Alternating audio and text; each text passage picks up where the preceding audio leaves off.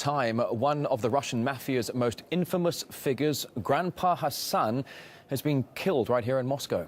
He was shot in broad daylight right in the city centre. RT's Alexei Rashevsky now joins me live with details on this. Alexei, thanks for coming in so quickly on this. Exactly who was this man and what did he do?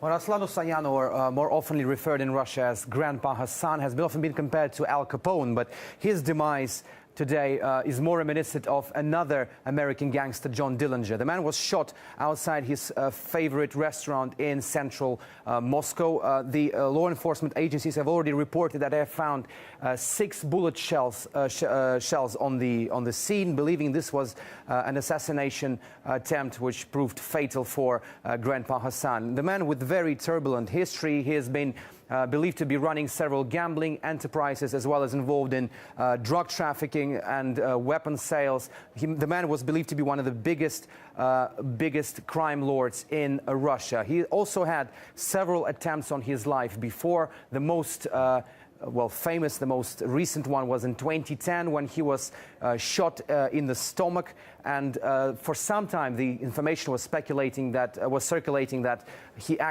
was actually killed. That was, as later explained, for security reasons. But he survived that. He had a very serious operation, very serious surgery.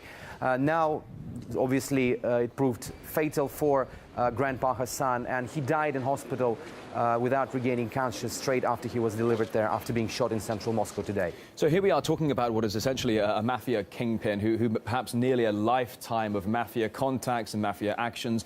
It might be safe to say that he's made many enemies over the years, but we're also talking, you and I were talking off air about this guy just in the studio earlier, and from what I understand, it was a long-distance sniper shot that took him out. And if that is the case, then who, why, what are the motives here? Well, it is now being determined by the law enforcement agencies whether this was a long shot or it was a close shot. We have conflicting reports on that. The only thing we've heard is those gun shells which were found supposedly belong to a sniper rifle. And this is definitely not the first time that a huge high-profile criminal lord is being assassinated in Russia. So the law enforcement agencies are now looking into a possible version that this is a full-scale gang war which led to the death of Grandpa Hassan.